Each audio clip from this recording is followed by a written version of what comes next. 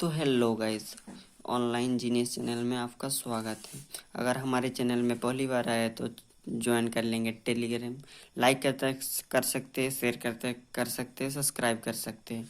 अगर अच्छा लगे तो इंस्टा आईडी को फॉलो कर सकते हैं, एफबी आईडी में भी फॉलो कर सकते हैं। तो चलिए वीडियो को स्टार्ट करते हैं। ये क्लास 8 का है। अध्याय कितना है? अध्याय जो है 1 है, कोशिका और सेल। इससे पहले 2 पार्ट कर दिया हूँ और इस एमसीक्यू भी करा दिया हूँ। वहाँ से तुम लोग प्लेलिस्ट से देख सकते हैं वीडियो। तो सबसे पहले कोशिका सेल, कोशिका के बारे में जानेंगे। ये क्लास 8 का है, ऑनलाइन जीनियस। ये मेरा चैनल है। आप चैनल में जाएंगे, उसके बाद प्लेलिस्ट में जाएंगे, सब वीडियो मिल जाएगा। जो वीडियो मतलब देखना चाहते हो देख सकते हैं। उसके बाद ये हम लोग मैं तुम लोग को पूरा एकदम सिलेबस कराएंगे, ये मेरा वादा है। तो सबसे पहले कोशिका के बारे में जानेंगे क्या है। तो कोशिका को क्या बोला जाता है? सेल बोला जाता है। तो चलिए देखते हैं क्या है। सभी सजीवों में पाए जाने वाले रचनात्मक, सभी सजीवों में पाए जाने वाले क्या है? रचनात्मक यानी क्रियात्मक। क्रियात्मक ये क्या है जी? कोशिका स्वतंत्रता रूप से शरीर को क्षमता प्रदान करता है। कोशिका की सर्वप्रथम खोज किसने की थी? रॉबर्ट हुक ने 1665 में किया था। मतलब क्या है? सभी सजीवों में पाए जाने वाले रचनात्मक उसमें और क्रियात्मक इकाई जो होता है वो कोशिका स्वतंत्र रूप से शरीर के क्षमता को प्रदान करता है। क्या क्षमता को प्रदान करता है?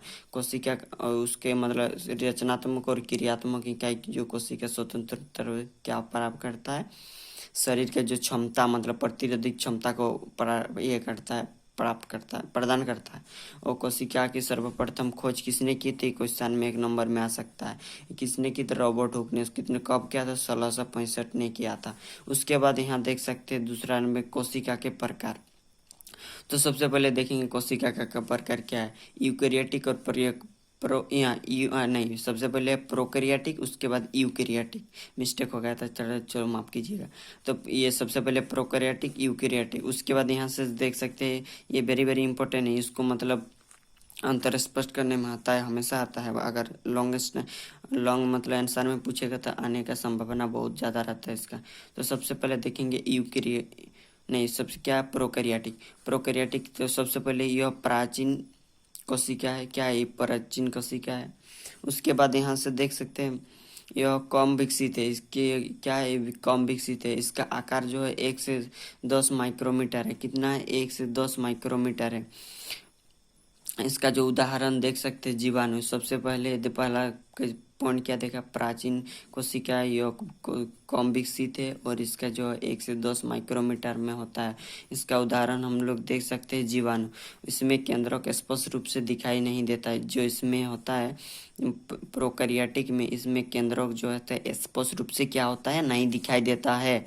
उसके बाद देख सकते हैं जो 5वां पॉइंट है प्रोकैरियोटिक कोशिका में क्या पाया जाता है? क्रोमोजोम 1 ही होता है। इसमें क्या? प्रोकैरियोटिक कोशिका में क्रोमोजोम क्या कितना होता है? 1 होता है। इसको याद रखेंगे। 6वां पॉइंट में इसमें लाइसोजोम अनुपस्थित होता है। क्या?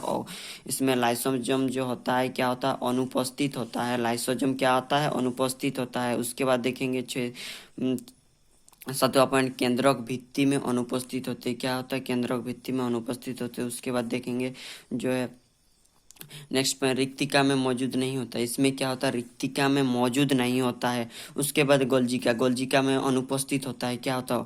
वो ये अनुपस्थित होता है। उसके बाद इसमें 705 टाइप के राइजोबोम पाए जाते हैं। जो प्रोकैरियोटिक में जो 11 वाला जो ये है पॉइंट है, इसमें 705 टाइप के राइबोसोम पाए जाते हैं। कितने प्रकार के राइजोसोम पाए जाते हैं? 705 टाइप के। तो जो उसके बाद देख सकते हैं यूकैरियोटिक के बारे में। तो यूकैरियोटिक क्या है? यह आधुनिक कोशिका है। क्या पर ये है? आधुनिक कोशिका है। इसका जो विकास होते हैं क्या होता है? इसका विकास होता है। ये विकास, इसका आकार जो है तीसरा पॉइंट देख सकते 10 से 100 माइक्रोमीटर होता है। क्या? 10 से 100 माइक्रोमीटर होता है। उदाहरण पेड़ पौधे जंतु। इसमें जो उदाहरण है देख सकते पेड़ पौधे जंतु होता है। एक से कितना? 10 से 100 माइक्रोमीटर होता है और इसका उदाहरण पेड़ पौधे जंतु होता है।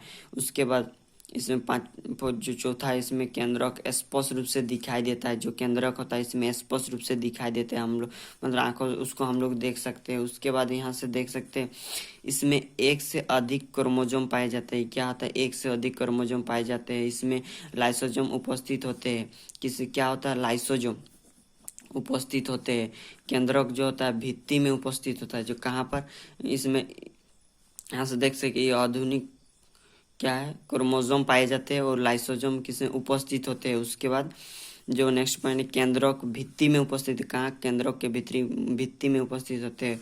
उसके बाद यहाँ से रिक्ति क्या भी मौजूद होते हैं, क्या होता है इसमें रिक्ति क्या मौजूद होता है, कौन सा में, ये क्या है, यूकैरियोटिक में ये रिक्तिका मौजूद होती है।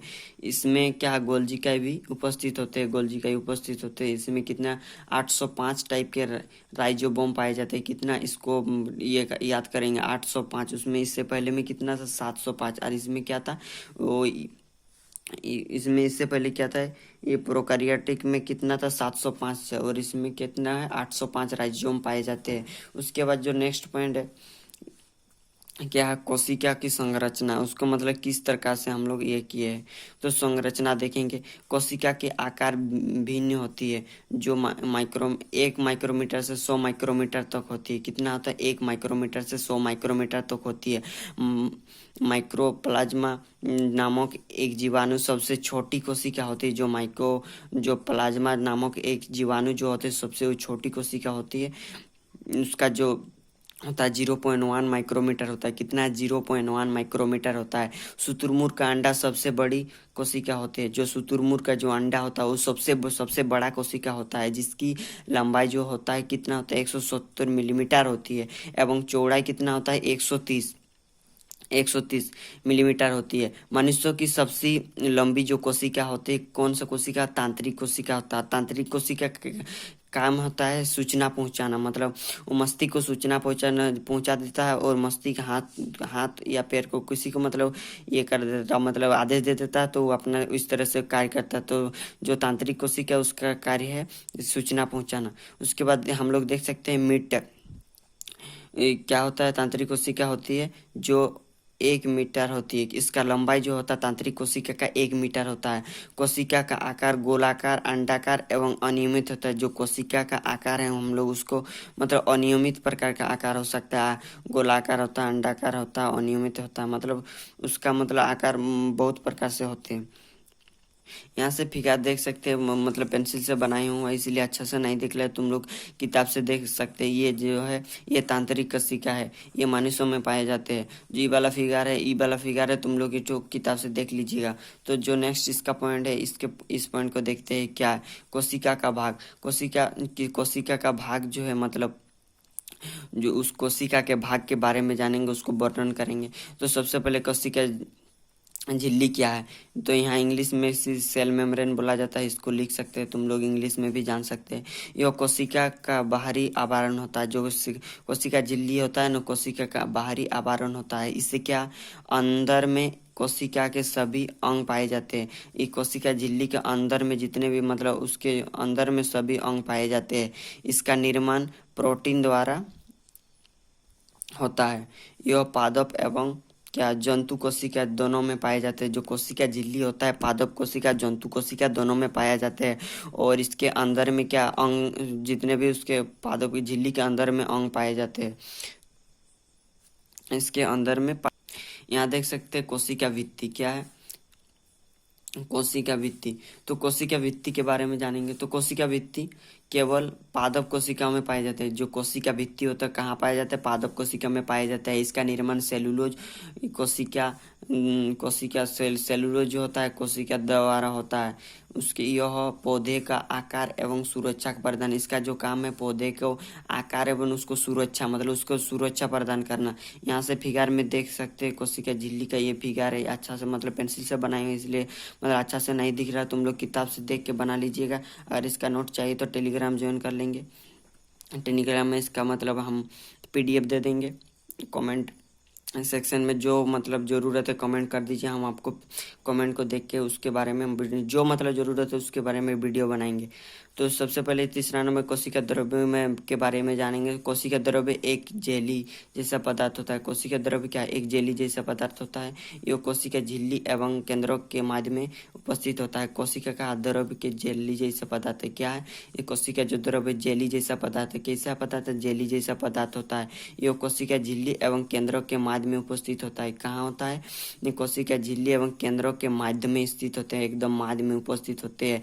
इसमें बहुत सारे कोशिकांग पाए जाते हैं। क्या पाए जाते हैं? इसके अंदर में बहुत सारे कोशिकांग पाए जाते हैं, जैसे माइटोकॉन्ड्रिया, राइजोबोम, रसध्वनि, हरित लवक उसके अंदर में, कोशिका द्रव्य के अंदर में पाए जाते हैं। क्या क्या पाए जाते हैं देखो, और एक बार बता दे रहा, माइटोकॉन्ड्रिया, राइजोबोम, रसध्वनि, हरित लवक, ये कोशिका द्रव्य के अंदर पाए जाते हैं। तो यहाँ से तुम लोग नोट कर सकते हैं। यहाँ फिगर में देख सकते हैं, पेंसिल में बनाए हुआ है इसलिए अच्छा से नहीं दिख रहा है, तुम लोग किताब से देख के बना लीजिएगा।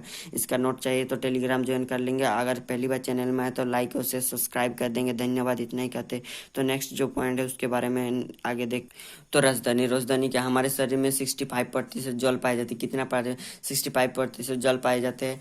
तो राजधानी यह जल को संश्लेषण करके रखती है। क्या करके संश्लेषण करके रखती है? राजधानी का काम है, हमारे शरीर में 65% राजधानी में जल पाए जाते हैं, उसको संश्लेषण करके इसका रखना काम है। उसके बाद जो नेक्स्ट पॉइंट है गोल्जी की इसका यह कोशिकाओं में कोशिका द्रव्य अंग होता है। क्या होता है? ये कोशिका द्रव्य अंग होता है। उसके बाद यहाँ से देख सकते हैं, यह शरीर जो होता है, शरीर के विभिन्न भागों में जल एवं ऊर्जा का परिवहन करता है। जो गोल्जिका का काम है, शरीर के मैंने विभिन्न भागों जो भाग होता है परिवहन करता है। जो शरीर के विभिन्न भागों में जल एवं ऊर्जा का परिवहन करता है। जल और ऊर्जा का परिवहन मतलब पहुंचाने का कार्य करता है। गोल्जिका का काम पहुंचाने का कार्य। उसके बाद यहाँ से देख सकते हैं अंतःप्रदत्ता जालिका के, इसको देख सकते हैं अंतःप्रदत्ता जालिका के। यहाँ फिगर देख सकते हैं तुम लोग, थोड़ा इसको अच्छा से दिखा दे रहे हैं। ये वाला फिगर है, तुम लोग इसको किताब से देख लीजिएगा। कि मतलब ये पेंसिल से बनाई हुआ इसलिए अच्छा से नहीं दिख रही, किताब में बहुत अच्छा से तुम लोग को दिख जाएगा। वहाँ से इसको मतलब फिगर देख लीजिएगा। तो यहाँ से देखते हैं उसके बारे में अंतःप्रदत्ता जालिका।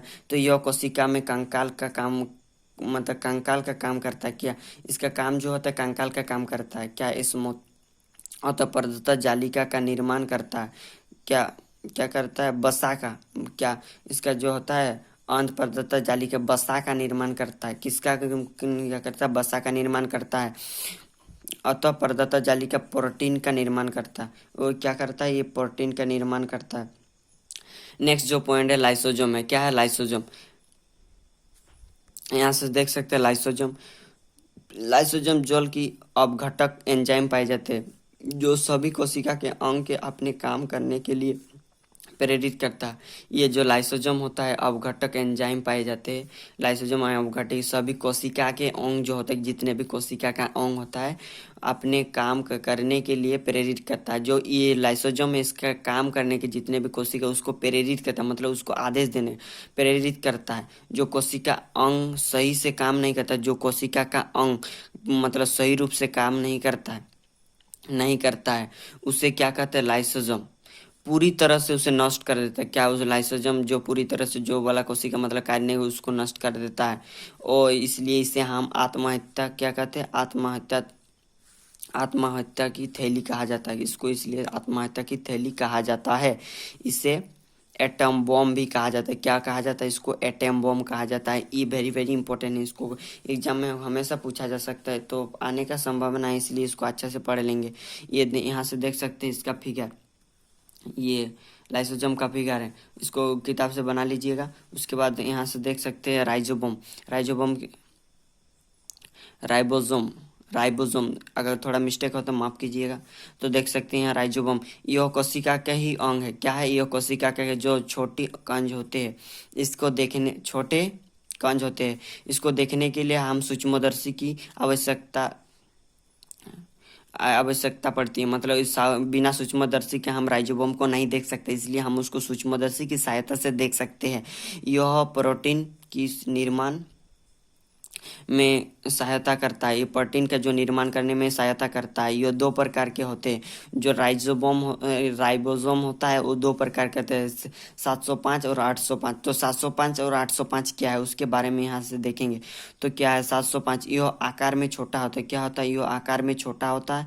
यह प्रोकैरियोटिक कोशिका में पाए जाते हैं। इसके जो आकार में छोटा होता है ये कौन सा कोशिका में पाया जाता है? प्रोकैरियोटिक कोशिका में पाए जाते हैं। उसके बाद यहाँ से देख सकते हैं 805 क्या है? यह आकार में बड़े होते हैं। क्या होता है? इसका जो आकार होता है वो बड़े होते हैं।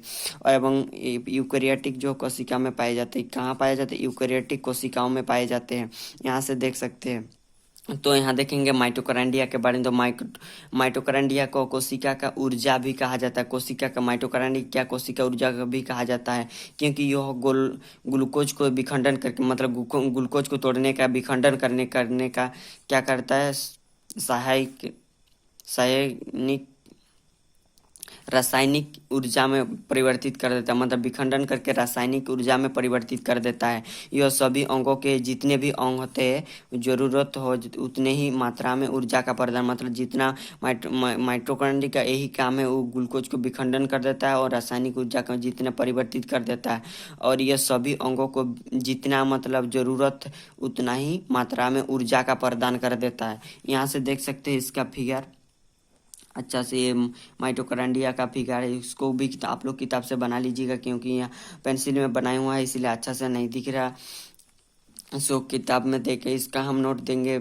टेलीग्राम ज्वाइन कर लेंगे। चैनल में लास्ट में जाएंगे, अबाउट में मिल जाएगा, वहाँ से आपको मिल जाएगा टेलीग्राम, फेसबुक, इंस्टा, जो में मतलब इंस्टा में फॉलो कर सकते हैं, फेसबुक में भी फॉलो कर सकते हैं, टेलीग्राम ज्वाइन कर सकते हैं। वहाँ से मेरा चैनल सब्सक्राइब कर दीजिएगा, ताकि मेरे को वीडियो बनाने का अच्छा मोटिव मिले, ताकि मतलब मेरे को अच्छा लगे।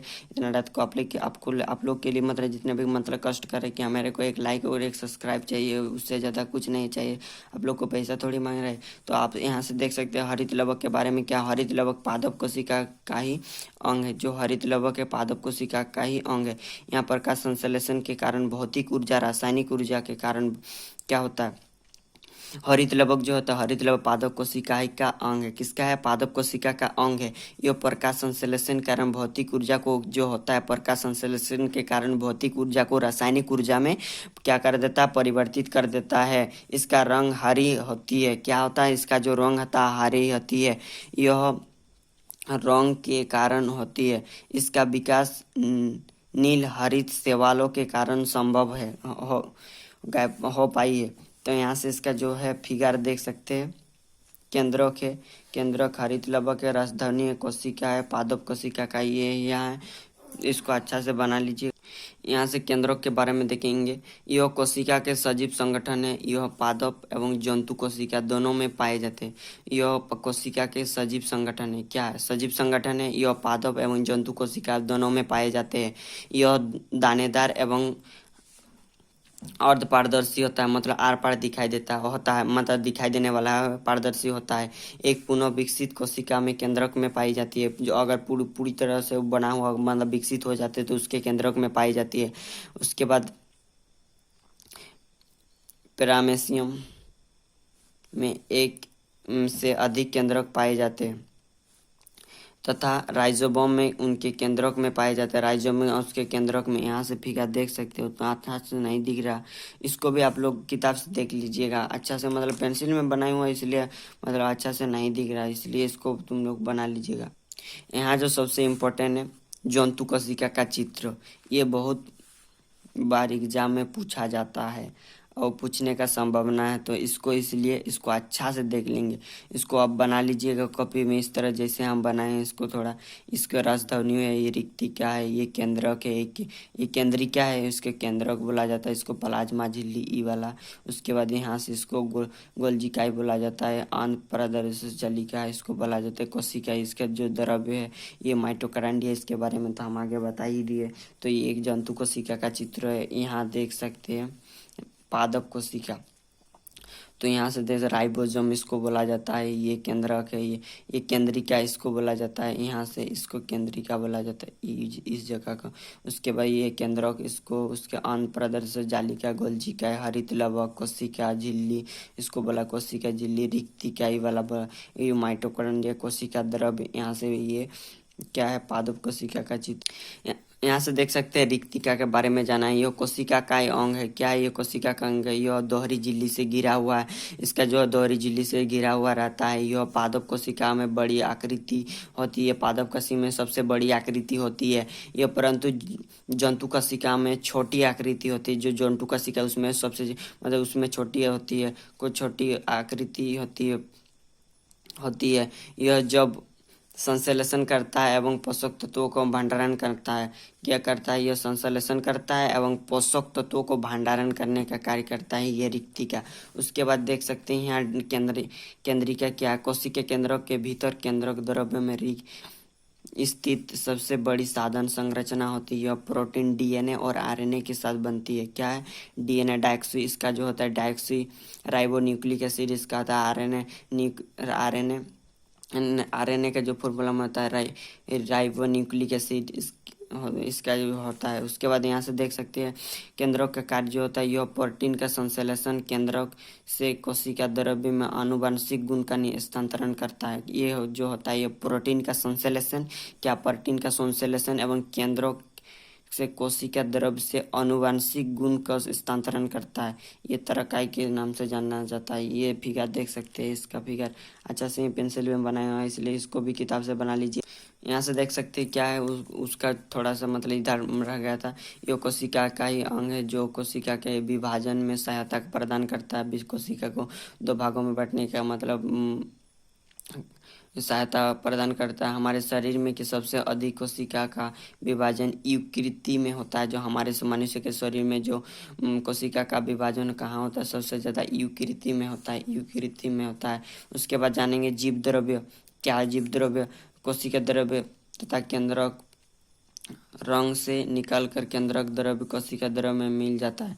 जो कोशिका द्रव्य तथा केंद्रक रंग से निकलकर केंद्रक द्रव्य कोशिका द्रव्य में मिल जाता है, जिसे सम्मिलित रूप से जीव द्रव्य कहते हैं। क्या सम्मिलित रूप से जीव द्रव्य? यहाँ से फिगर देख सकते हैं, फिगर बना लीजिए। इसको नोट बनाना चाहिए, यहाँ से स्क्रीनशॉट ले सकते हैं, नहीं तो हम इसको टेलीग्राम में ज्वाइन कर देंगे, वहाँ से भी तुम लोग इसको ये कर लेंगे।